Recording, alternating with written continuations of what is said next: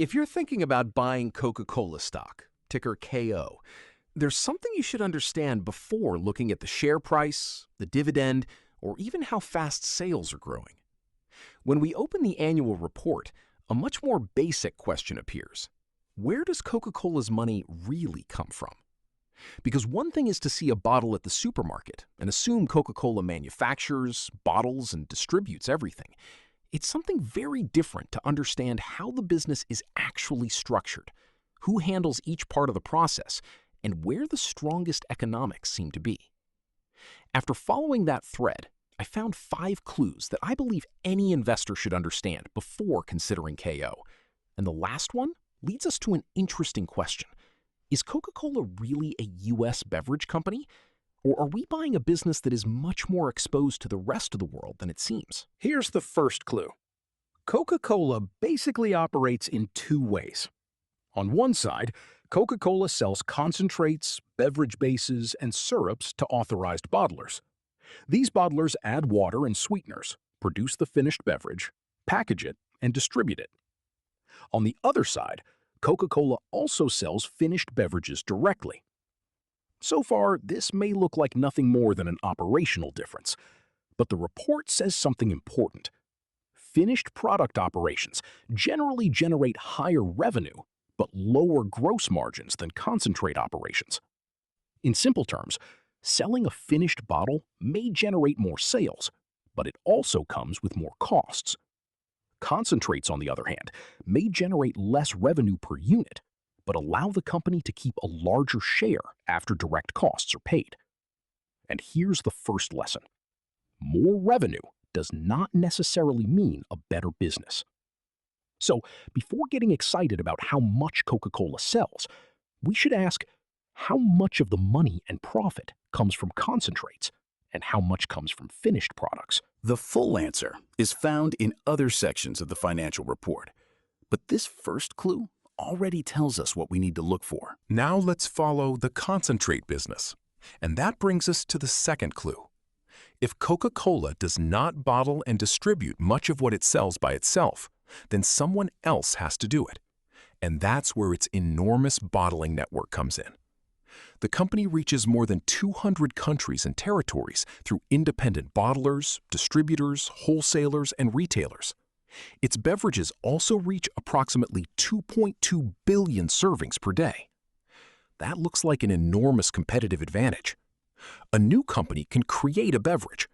The hard part is getting that beverage onto supermarket shelves, into restaurants, stores, and thousands of points of sale around the world. But here's where something changes the way we should look at the business. Coca-Cola does not fully own that network. The bottlers are independent companies. And in 2025, the 5 largest bottlers represented approximately 44% of the Coca-Cola system's global volume. On top of that, a single bottler represented around 10% of the company's net operating revenues. So now we have something interesting. The network can be a huge advantage, but it also creates dependency. That does not mean the structure is bad. The document does not prove that. The real question is, what happens if one of the major bottlers runs into financial trouble or starts making decisions that do not align with Coca-Cola's interests? The lesson is simple. Whenever you see a massive distribution network, don't just ask how large it is. Also ask, who really controls the pieces? But as we keep moving, the third clue appears.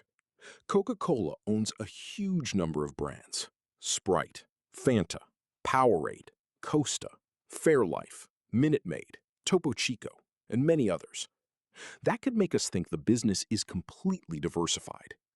However, in 2025, sparkling soft drinks represented 69% of worldwide volume, while the Coca-Cola family alone, Coca-Cola, Diet Coke, Coca-Cola Zero Sugar, and their variations, represented 47% of worldwide volume.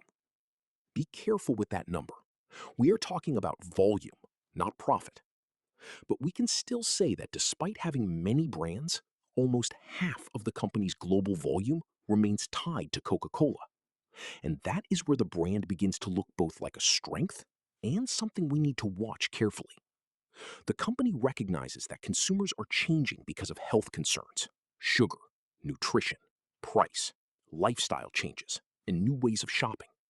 So the question is no longer simply, does Coca-Cola have a powerful brand? The real question is, can that brand remain relevant as what people want to drink continues to change? Because a strong brand cannot stand still. And that brings us to the fourth clue: pricing power. Coca-Cola has considerable flexibility in deciding how much it charges for its concentrates and syrups, but the company itself recognizes that this ability is limited by competition and by what the market is willing to pay. This matters because when the costs of raw materials, energy, or transportation rise, a company may try to pass those higher costs on to consumers by raising prices. The problem is that consumers may respond by buying less or switching to cheaper alternatives. That is why simply having a famous brand does not prove that a company has real pricing power.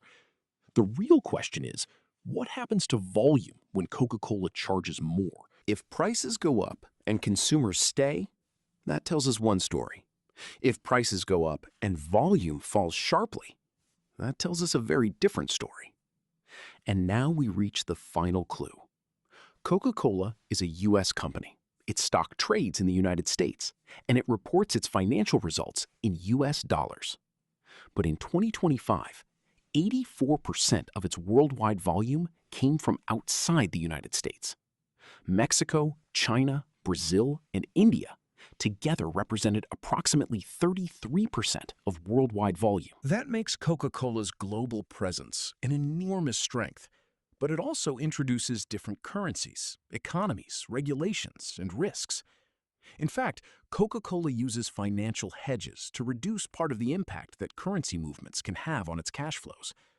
So the final question becomes, how much of the growth we see in US dollars actually comes from the underlying business, and how much is being helped or hurt by currency movements?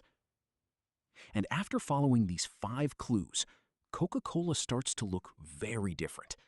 We are not simply buying a company that sells a famous beverage. We are looking at a system built around brands, concentrates, contracts, and an enormous network of independent bottlers. A network that can be both a strength and a source of dependency. A company with many brands, but still with significant concentration around Coca-Cola itself.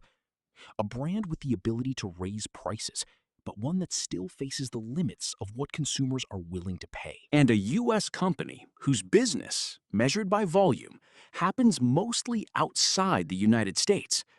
None of this tells us yet whether KO is cheap, expensive, whether we should buy it, or whether we should stay away. But it does tell us which questions we need to answer before making that decision.